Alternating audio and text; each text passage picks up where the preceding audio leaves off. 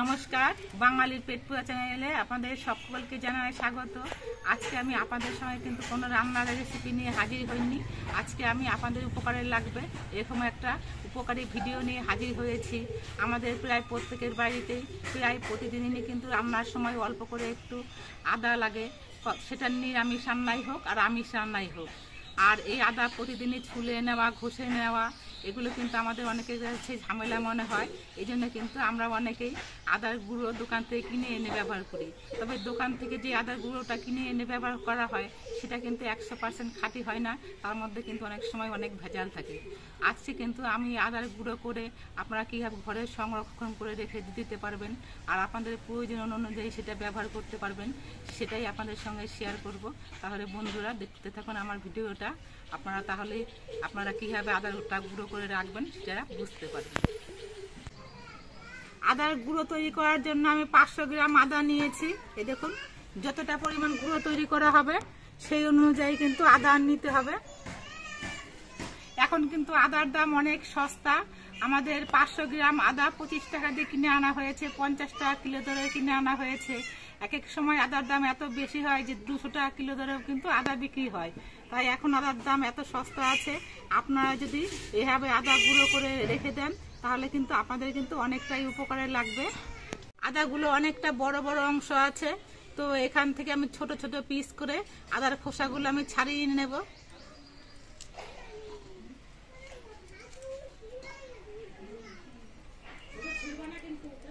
আদার খোসাগুলো কিন্তু একেবারে সম্পূর্ণ পরিষ্কার করে ছাড়ানোর প্রয়োজন নেই। অল্প অল্প খোসা যদি লেগেও থাকে তাতেও কিন্তু কোনো অসুবিধা হবে না। আমি অল্প অল্প খোসা রেখে দিচ্ছি। আদার খোসাগুলো ছাড়াতে কিন্তু একটুখানি সময় লাগবে। এই জন্য যে সময়টা একটু ফাঁকা থাকে, আমাদের কাজ থাকে না, সেই সময়ে বসে বসে কিন্তু আদার খোসাগুলো ছাড়িয়ে রাখলে আমাদের ভালো হবে। তো আমি এখন আদার খোসাগুলো সব ছাড়িয়ে নিচ্ছি বসে বসে। এখন আমার কাজের চাপটা কম আছে।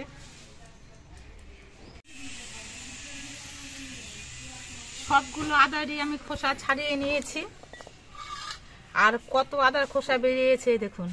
এই খোসাগুলো যদি ভালো করে ধুয়ে রোদে শুকিয়ে রাখা যায় তাহলে কিন্তু লিকার চায়ের মধ্যে দিয়েও খাওয়া যায়। আদার গায়ে কিন্তু অনেক নোংরা মাটি এগুলো থাকে, এই জন্য এবার আদাগুলোকে কিন্তু বেশ ভালো করে ধুয়ে নিতে হবে।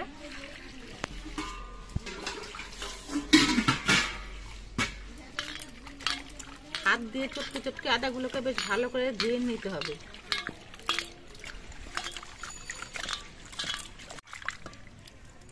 আমি বেশি করে জল দিয়ে আদাগুলোকে 3-4 বার ধুয়ে নেব।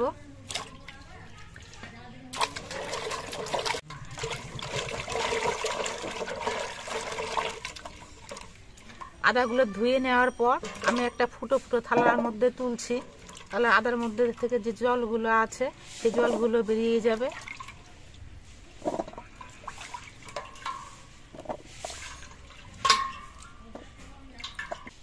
আদার পিসগুলো কিন্তু অনেকটাই বড় বড় আছে। এই আদাগুলোকে হয় শিলের মধ্যে থেতো করে নিতে হবে, না হলে মিক্সির মধ্যে নিয়ে অল্প একটুখানি হালকা করে পেস্ট করে নিতে হবে। একেবারে মিহি পেস্ট কিন্তু করা যাবে না। তো তার জন্য এই আদাগুলোকে ছোট ছোট পিস করে কেটে নিতে হবে।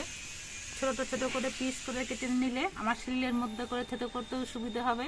আবার যারা মিক্সিতে নিয়ে পেস্ট করবেন তাদেরও কিন্তু মিক্সিতে নিয়ে পেস্ট করতে সুবিধা হবে। তবে এটা কিন্তু বারবার আপনাদেরকে বলে দিচ্ছি, এটা কিন্তু খেয়াল রাখতে হবে, একেবারে মিহি পেস্ট কিন্তু করা যাবে না। যে এরকম আমি পাতলা পাতলা করে পিসগুলো কেটে নিচ্ছি। সবগুলো আদাই দেখুন আমি এরকম ছোট পিস করে কেটে নিয়েছি।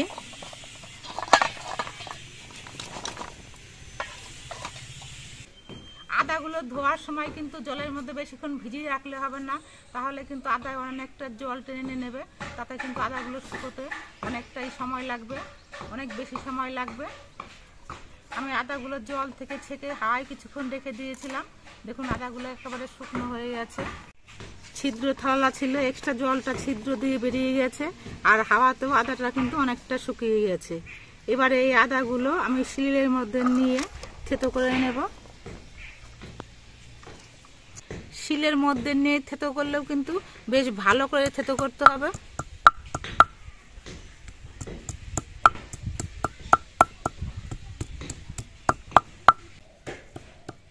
এইভাবে শিলের মধ্যে নিয়ে আদাটা থেতো করতে একটু সময় লাগবে, মিক্সিতে নিলে কিন্তু কাজটা খুব তাড়াতাড়ি হয়ে যাবে। আমার মিক্সিটা খারাপ হয়ে আছে বলে আমি শিলের মধ্যেই থেতো করছি। একটা দিন যদি এরকম পরিশ্রম করে আদাটা গুঁড়ো করে রাখা হয় তাহলে কিন্তু অনেক দিন আর কোনো পরিশ্রম করতে হবে না। রান্নার সময় একটুখানি আদার গুঁড়ো দিয়ে দিলেই খুব সুন্দরভাবে রান্না হয়ে যাবে, কোনো অসুবিধা হবে না। আমি শিলের মধ্যে অল্প করে কিছু আদা নিয়ে এরকমভাবে থেতো করে নিলাম। আর একটা বড় থালার মধ্যে আমি একটা সাদা কাগজ পেতে নিয়েছি। এবার এই কাগজের মধ্যে আদাগুলো নিয়ে নিচ্ছি, থেতো করা আদাগুলো। এই আদাগুলো রোদের মধ্যে শুকাতে হবে, তার জন্য এই কাগজটা দিলাম। এই কাগজের মধ্যে করে আদাগুলো দিলে খুব তাড়াতাড়ি আদাগুলো শুকাবে। আমি সবগুলো আদাই থেতো করে থালার মধ্যে ছড়িয়ে নিয়েছি। এবার এই আদাগুলো আমি শুকিয়ে নেব, তার জন্য রোদের মধ্যে দিচ্ছি। আমি 500 গ্রাম আদা নিয়েছি, দুটো থালার মধ্যে ছড়ালেই হয়ে গেছে।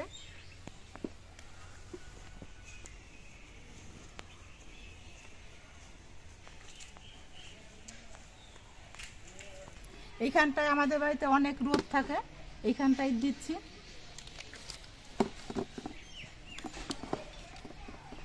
খেয়াল রাখতে হবে যাতে পাখিতে বা কোনো পশুতে মুখ না দেয়। এইভাবে রোদের মধ্যে দিয়ে দুদিন কিন্তু আদাগুলোকে শুকিয়ে নিতে হবে। যদি খুব কড়া রোদ হয় আর সকালবেলায় রোদে দেওয়া হয় তাহলে হয়তো একদিনেও শুকাতে পারে, তবে দুদিন দিলে খুব ভালো মতো শুকাবে, তাই দুদিন রোদ দেওয়াটাই বেশি ভালো।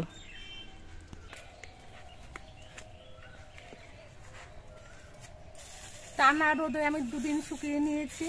সব আদাগুলো দেখুন কি সুন্দর শুকিয়ে গেছে, একেবারে কটকটা হয়ে শুকিয়ে গেছে।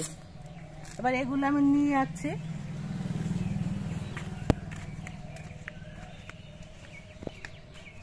রোদে 2 দিন 3 দিন যে কদিনই দেওয়া হোক না কেন, মোট কথা আদাগুলোকে খুব ভালো করে শুকিয়ে নিতে হবে। একেবারে যাতে কটকটা করে শুকায় সেরকমভাবে শুকাতে হবে, তাহলে গুঁড়োগুলো কিন্তু অনেক দিন সংরক্ষণ করে রাখা যাবে।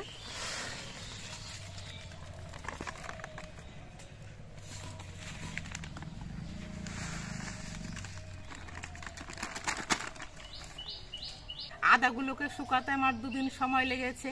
এর মধ্যে আমাদের মিক্সি জারটাও ঠিক করে আনা হয়েছে। এবার এই মিক্সি জারের মধ্যে নিয়ে আদাগুলোকে আমি গুঁড়ো করে নেব।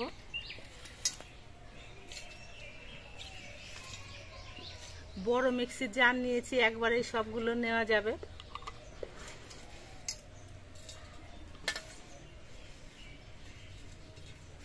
আদাগুলোকে আমি গুঁড়ো করে নিয়ে এসেছি।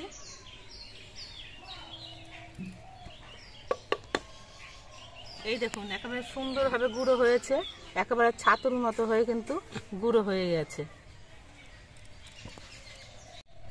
আদাগুলোকে আমি খুব সুন্দরভাবে গুঁড়ো করে নিয়েছি, তবে এই আদার গুঁড়োগুলো আমি ছেঁকে নিচ্ছি। যদি আদার গুঁড়োর মধ্যে কোনো আঁশ থাকে সেটা বেরিয়ে যাবে।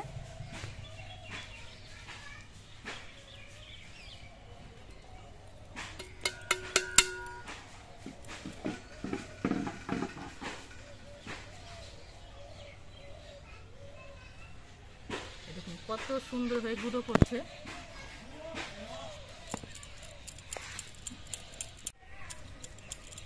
আদার গুঁড়োগুলো ছাকার সময় কিন্তু আদার যে ঝাঁসটা হয় সেই ঝাঁসটাও বেরিয়েছে। শুকিয়ে নেওয়ার জন্য যে আদার ঝাঁসটা কমে গেছে সেটা কিন্তু না, সুন্দরভাবে আদার সেন্ট ঝাঁজ এগুলো সবই আছে। আর ছাকার পর এই দেখুন বেশ কিছু ছিবড়া বেরিয়েছে, এগুলো এবার ফেলে দেব। এগুলো থাকলে পরে তরকারিতে আঁশ হয়ে যাবে, খেতে ভালো লাগবে না, এই জন্য এটা আমি বাদ দিয়ে দিচ্ছি। এবারে এই গুঁড়োগুলো রাখার জন্য একটা কৌটা নিতে হবে, যেটার মধ্যে কোনো হাওয়া ঢুকতে পারবে না, এরকম ধরনের কৌটা। আমি একটা কাচের বয়াম নিয়েছি, এই কাচের বয়ামের মধ্যেই রেখে দেব।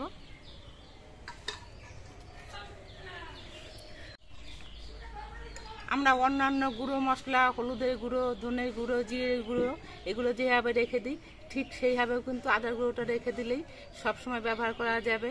আর যদি অনেক দিন সংরক্ষণ করে রাখা হয় সেক্ষেত্রে কিন্তু আপনারা মাঝে মধ্যে একটু রোদ দেবেন, তাহলে গুঁড়োটা কিন্তু অনেক দিন ভালো থাকবে। আর এই গুঁড়ো কিন্তু ফ্রিজে রাখারও কোনো প্রয়োজন নেই।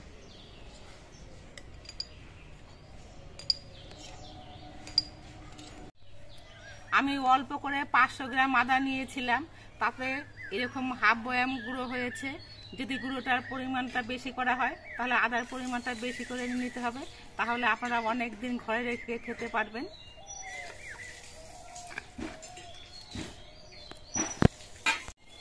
আপনারা দেখতে পেলেন আমি কিভাবে আদার গুঁড়োটা তৈরি করলাম। নিজের হাতে তৈরি করা গুঁড়ো কিন্তু একেবারে খাঁটি গুঁড়ো, আর দোকান থেকে যে গুঁড়ো কিনে আনা হয় সেগুলো কিন্তু একেবারে 100% খাঁটি হয় না। তাই আপনারা নিজে হাতে গুঁড়ো করে এইভাবে রেখে দেবেন, আর রান্নার সময় আপনাদের কোনো ঝামেলা হবে না। একটুখানি গুঁড়ো নিয়ে আপনারা রান্না করতে পারবেন, চায়ের সময় একটুখানি গুঁড়ো দিয়ে চা করে নিতে পারবেন। আপনাদের কাজ কিন্তু অনেকটাই এগিয়ে থাকবে। তাই আপনারা এইভাবে আদা দিয়ে গুঁড়ো তৈরি করে ঘরে রেখে দেবেন, অনেকদিন সংরক্ষণ করে আপনারা খেতে পারবেন। আর আমার এই আদা গুঁড়ো তৈরির ভিডিওটা আপনাদের কেমন লাগলো? যদি ভালো লাগে ভিডিওটিতে একটি লাইক দেবেন, নতুন বন্ধু হলে চ্যানেলটিকে সাবস্ক্রাইব করে দেবেন। সকলে সুস্থ থাকবেন, ভালো থাকবেন। দেখা হবে পরবর্তী আরেকটি ভিডিওতে।